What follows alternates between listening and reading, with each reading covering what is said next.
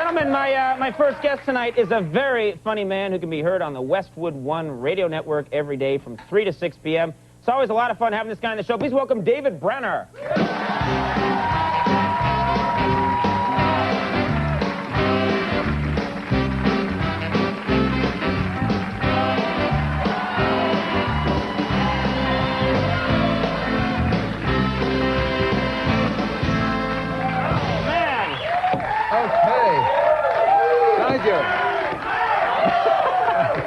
Thank you. You look good, David. Thanks for coming. Yeah, I'm feeling good. Yeah? Yeah, sure, why not? You got a Western motif going here? It's very nice. Yeah, West Philadelphia.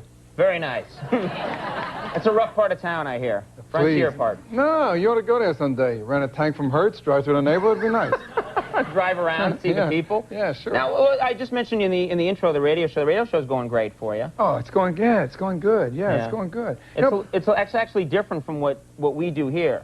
Because, you know, we just talk to celebrities. You mix it up. You have celebrities on, but you also do issues. Yeah, we do. This week we did something, and we have listeners calling, and we did something on, the Cleveland Browns going to Baltimore, so that was a big issue, for the sports people. I know, it was a rank thing, Yeah. And we did that, and then we got into, now Colin Powell, when he was making his announcement, we went live. So I'm sitting there in the studio, you could hardly hear the reporter's questions. I was a little bored. So I decided to get involved. So I turned my mic on, and you hear him talking, and then the reporter, but you couldn't hear what the reporter said. So I said, so, General, let me ask you, David Brenner, Westwood One, let me ask you, is it true you're thinking of taking a franchise of a Denny's, and you're going to open up a Denny's? And then he comes on, he says, well, Alma and I have been thinking about that. So I did the interview. And it was then it was got to be illegal somehow. No, I don't know, but it was a lot of fun. And we do a lot of political stuff, and you ever know? No, I don't know if this is just me, and I mean no disrespect to the President of the United States at all, but I want you to picture. Maybe it's just me. I want you to picture in your mind President Clinton. Just picture him in your mind. I see him. Now, you got it. Now, I see him. Doesn't he look like Mr. Potato Head? Remember?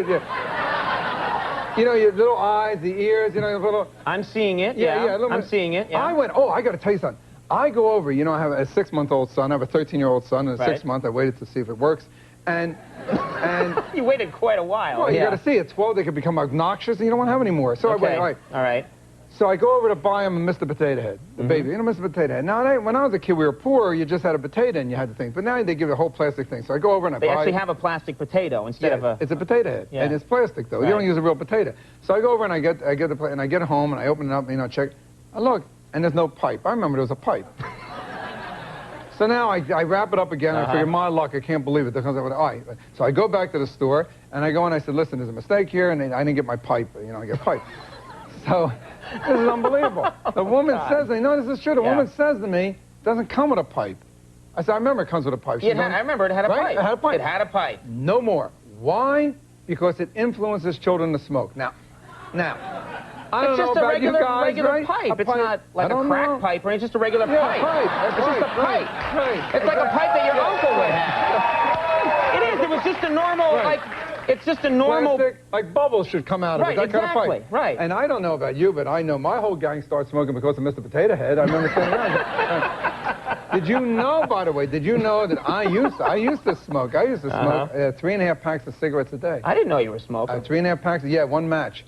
I used to, and I want to tell you something about it. I started when I was 9 years old smoking, because all the tough guys, and I started... You didn't start when you were 9. Yes, Come on. Yes, I did. Started smoking when I was 9. By the time I was 11, I was done 3 packs a day. Yeah, I used to smoke. 9? That's incredible. Yes, and I'll tell you something, how I quit smoking. I'm not putting anyone down who smokes, because you should leave people alone if they smoke. Leave them alone. Don't try and talk them out of it. I mean, it's a nasty... Forget about it. No one... They don't care what reason you give them. You can tell them that more people die from cigarettes than automobiles and accidents and murder and suicide all put together. They don't care. They don't care. You tell them, your lungs are turning black. They don't care. Hey, they're inside. The answer. The lungs are inside. Right? No one sees it. What do you mean? Exactly. As long as it doesn't fall out of their ass, they don't care. Really. All right. So now... But let me tell you, if you want to quit smoking, I'll tell you what I did.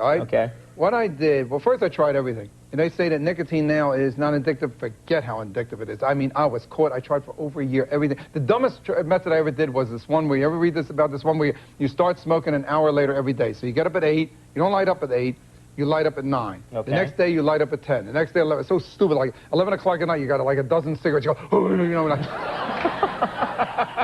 So here's what happened.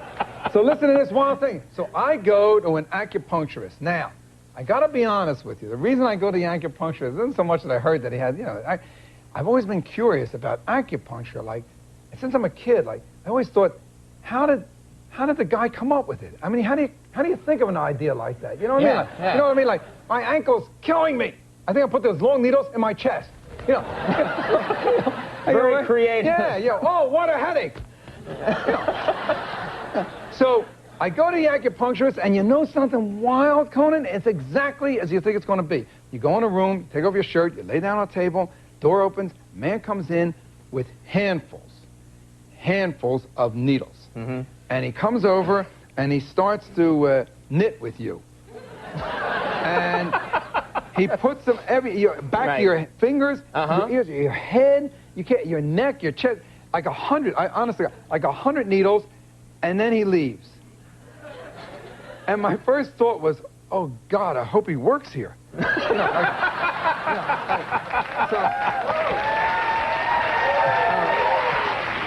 may not. He may not. Well, let me tell you something. He came back, and he took the needles out, and I got to tell you, for about 45 minutes, I had no urge to smoke. Mm-hmm. I also didn't want to eat, have sex. I was in such pain. And with the holes in my chest, I was afraid to take a bath that night. But I want to tell you, I know you got to take a little break here, but I want to tell you how it works. How does it work? It was successful. Do you have to take a break, or can I finish telling you a story? You can just, tell me how it works, if it's quick, and then we'll take a break. Here's what happened. The whole week, I did it. I went to Friday, I did it. Saturday morning, I wake up, I went to treatments every day. Saturday morning, I woke up, and man, you know what it's like if you have an addictive thing. I mean, you I had a party here 4 years ago. Maybe someone left one, and I'm looking for the butts. I'm out in the backyard with the garbage. Oh, coffee grinds are good for you. I was like a lunatic. I went out, I bought cigarettes. Saturday, I smoked 3.5 packs. Sunday, I threw 3.5 packs. Monday morning, I went in to see the doctor. I wanted to tell him in person. I wanted to do it over the phone. He should have known when I walked in his office with smoke coming out of the holes in my chest. Something's little, Dr. Chang, are you in here? You know what I mean? So here's what he told me, and this is how I got out of smoking. Here's what he said to me. He said, it's not working for you, obviously, because I crave cigarettes. That's what I thought about the whole week. David, want a hot dog? Yeah, light it for me. That's all I got to think about. So I craved it. He said, can you follow one rule? I said, I can follow one rule about anything. I obey one of the commandments. What is it? What's the rule? He said, I do. I obey one of them. This week, it's don't spit on a giraffe. I'm working hard on it. Right. So I said, what's the rule? Here's the rule. Now listen how clever you smokers out there, if you want to quit. Right? When you light a cigarette, you can have all the cigarettes you want. But when you light a cigarette, you're only allowed to take one puff, and then you got to put it out. You want another one? Fine. Light another one, drag, and put it out. So I thought right away, this guy plays with his needles. But, hey, why not? So that night, I'm at a function. There are people around. Some of them don't know me, right? Why not try it? I'm standing around. I'm talking to them. Yeah, so you're going to the Rangers games Friday? Yeah, me too. I'm thinking of going to the same thing. People are running like I'm a lunatic, I got 10, 12 packs of cigarettes on me at night. I'm going into the grocery store. You have 144 cartons of Marlboro? Thanks. See you Monday. And it worked. I quit.